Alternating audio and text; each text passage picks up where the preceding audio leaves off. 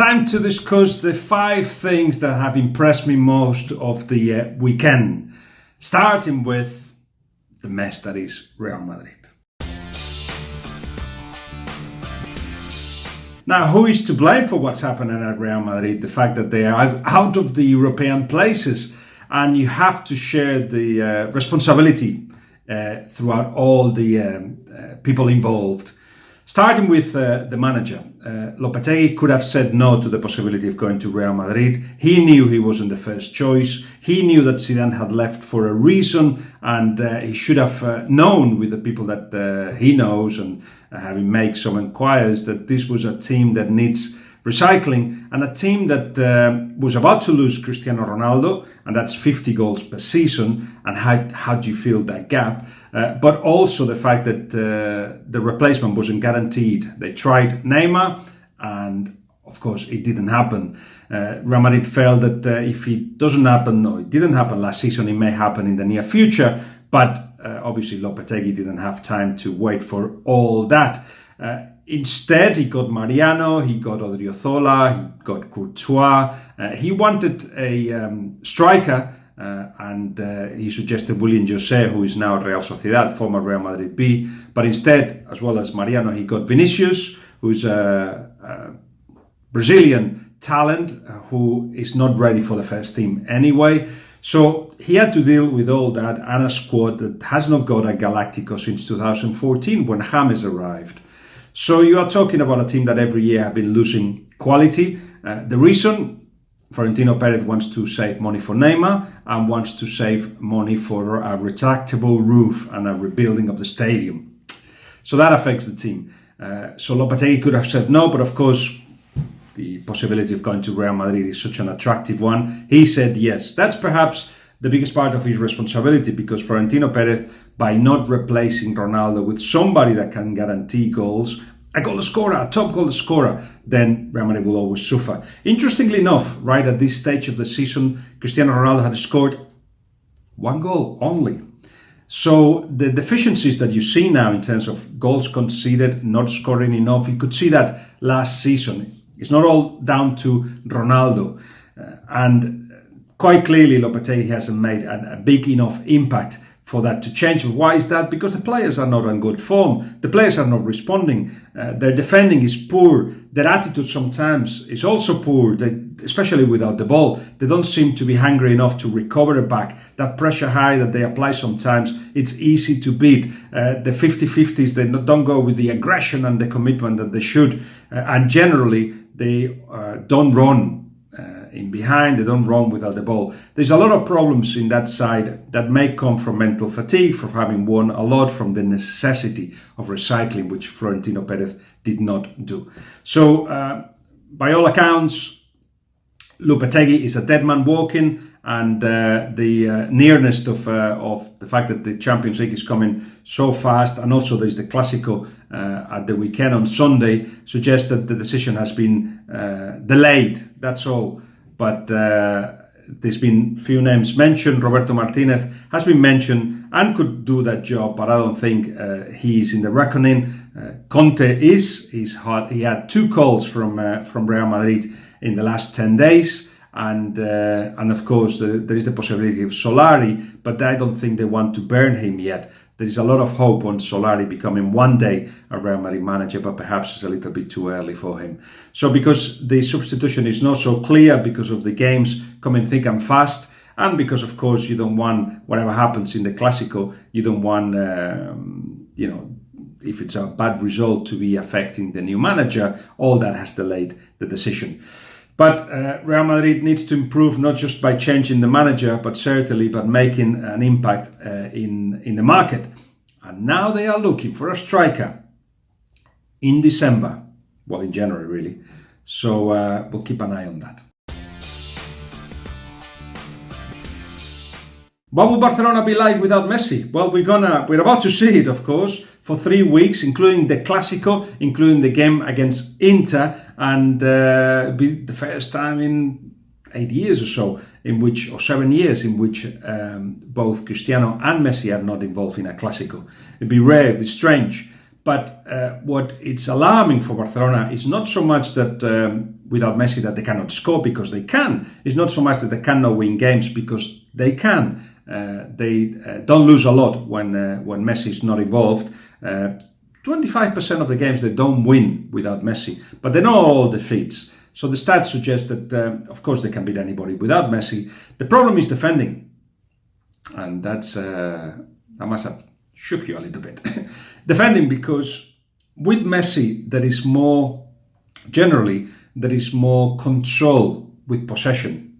So there's more short passes, there's more the ability of attacking together. Of course, counter-attack is applied sometimes, as he did for the second goal against Sevilla. He was outstanding, by the way, in the 70 minutes that he was involved. 1 assist, 1 goal. He really was up for it. And after the injury, this was 2-0. He got injured and it was 2-2. The rest of the game, if he just cut it in 2, that's what it was, 2-2 after the injury of Messi. And he came on the back of actually Sevilla attacking as much as Barcelona. It was box-to-box football. There was not much to be seen of Busquets or Arta, who are the two midfielders that want to control the football of Barcelona. With Dembélé, you've got a guy that is direct, that attacks, that goes 1v1, but sometimes in the wrong place at the wrong time, and is not very effective at the moment, beating his defenders. So he loses possession in the center of the park and exposes Barcelona. Coutinho as well, he thinks much more as a forward than a midfielder, so he's thinking of the last pass, he's thinking of his shoot, but sometimes he doesn't think that perhaps it's not the right moment because we could be left exposed. He doesn't think as a midfielder, thinks as a forward. Without Messi, you would expect Coutinho and Dembélé being involved. Obviously, Luis Suarez as well, who prefers direct football too. And all in all, it suggests that Barcelona may just lack that little bit of control. It could become box to box. It could allow anybody to attack them, as you've seen with the likes of Spurs, especially in the second half in Wembley. Of course, Sevilla as well in that second half. And generally, every team attacks Barcelona if they do not control games. So without Messi, obviously, you don't have that player that can bring something magic when everything is very tight. But also, you expose Barcelona to box-to-box football that goes against their interests. Well, you look at the table and Liverpool can only be happy to be there because they're actually doing it in a different way. It's very well reported that the pressure high has disappeared a little bit. And when that happens, it's because the manager sees a team that perhaps is not at the sharpest, either mentally or physically, because it requires a lot of commitment to actually, both of your mind and your feet, to actually try to recover the ball high, and everybody to be focused to making sure that if that line of pressure gets beaten, the first one, then you're still there to actually stop the attacks of the rival. It requires a lot of coordination and a lot of, as I said, mental commitment. So Klopp must see, and the team itself, must decide that perhaps it's not the best moment to do that. So they do it every now and again, but mostly they're much more comfortable in a medium block kind of defensive structure. Now that requires organization, and that requires something else. That requires not to lose possession when you recover the ball. Huddersfield showed the way to actually unsettle Liverpool, which is when Liverpool have got the ball, to be at them, of course. When Huddersfield loses the ball, to go at Liverpool straight away. And that has meant 111 possessions lost, passes lost in that game, which is the highest of Liverpool this season. That is a sign of course, lack of sharpness of the individual, but also lack of options to give a pass. So the team has to prepare themselves for what the coaches called static attacks in which the players, your own players, have to be in a position to receive the ball immediately, to be able to give chances and options to the one with the ball. So all that has to happen now, and it is a different layer, as Klopp says, for Liverpool. It is another ability that the team will have, not only the possibility of when you have the ball of Henderson or Milner or whoever to actually deliver the ball quickly to the men up front. It is also about being able to control the game through the ball, and to do that, you cannot lose possession as much as that. So the big stat It's not so much the 23 points out of 27, which is fantastic, of course, the highest tally in the Premier League history for Liverpool. The fact that they've conceded only 3 goals in the 9 games, and that is also great because they actually can grind down results when needed, and they can defend, they can be comfortable at the back. The big stat is that they have to improve on the accuracy of the passing, but as I said, that comes as well with the structure of the team. So sometimes Klopp is saying, that it's the first time ever that he wins ugly, that he wins when perhaps they're not playing at the best, and that is an asset for a team that wants to win the league, no doubt about that. And I think that will guarantee Liverpool to be there at the end of the season in the last month if they continue to do that, because the front three can only improve.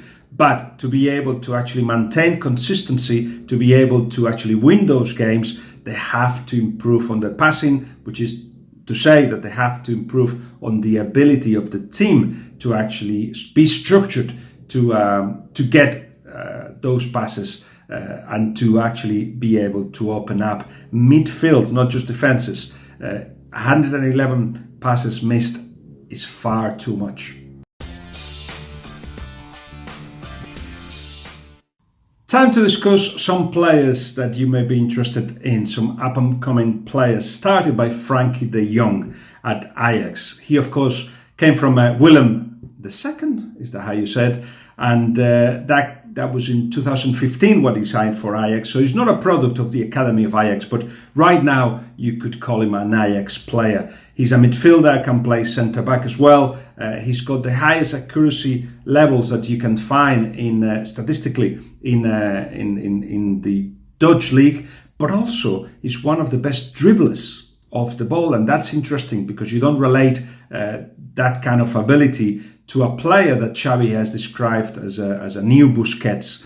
Of course, Manchester City and Barcelona are after him. He's been an international with Holland since June 2018. He's played already 50 games with Ajax, and he can only improve. I think that's seen in the trading as well, because he was £1.20 6 months ago, but it's up now around the £3.30 mark after some impressive displays with both club and country.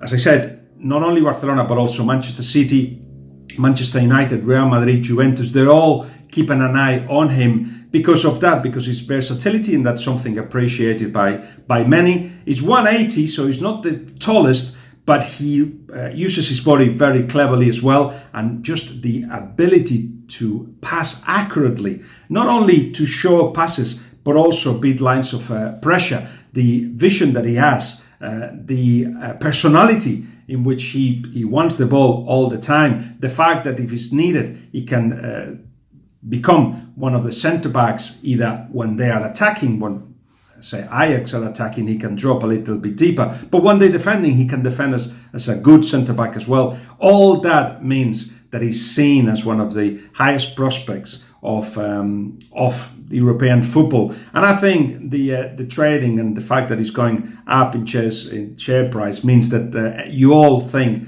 of him as a possibility for a big transfer in the summer. Well, interestingly enough, Ajax are saying right now he's not to go. He won't go for any price whatsoever. Remember, the Dutch league is becoming stronger in the way how they distribute the money, how much money is coming in as well, and from television rights, which suggests that they can shed off some of the interest from European top teams.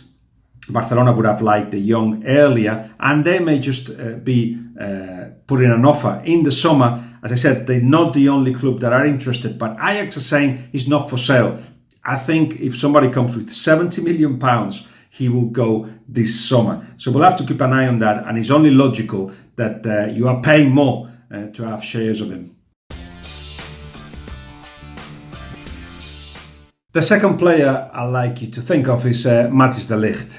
Again, related to a lot of teams, including Barcelona, who are looking at him as a potential centre-back for them for next season. Now, he's only 19, even though he has the physique of a 24-year-old, and already a lot of experience, having been at the first team of Ajax since 2016, and having played for the national side 11 times. Let me read what Edwin Bardessar, obviously Ajax CEO, said of him last year, he looks like he's been doing this for 6 or 7 years. He's very mature for his age. He's also strong with both feet, has an extremely good range of passing, can head the ball, scores goals, and he's a real leader at the back. Already at the age of 18, that's when he said that, so he's become even older and more mature. He makes mistakes, he sometimes rushes his decisions, he doesn't always build from the back with confidence, but it is to be expected from somebody who's that young. There is a lot of improvement to come from him, even though Ajax are saying, as I said about the Young, that they don't want to sell him and they don't want to sell both of them. I think Barcelona will try to make an offer for both of them. They're more interested in the Young than they are in the Ligt, but in any case, they realize that that's the kind of centre-back they will need to have. Again, not the only team interested in him, but he has declared himself that given the opportunity, he will go to Barcelona. De Jong is the one that Barcelona wants, but De Ligt is the one with even more room for improvement. A top player and somebody that is helping Holland to get to the next level. We've seen a Holland to beat in Germany, but it's just the way they did it as well. They were solid at the back, with Van Dijk, of course, next to De Ligt, with the Young in front of them, and there is young players coming through as well. Not only Berwick from PSV, but of course Kluivert as well now at Roma, and so many more. There's quality coming through at Holland that we may see reaching the heights that they've abandoned for a while, and it's always good when that happens. We always enjoy seeing Holland winning. That's it for now. Subscribe if you can. Tell your friends that we're here. There's more stories and there's something big happening this week. So you can keep an eye on the YouTube channel. And remember that there'll be more of this analysis of the weekend. The 5 top things for Football Index next week as well.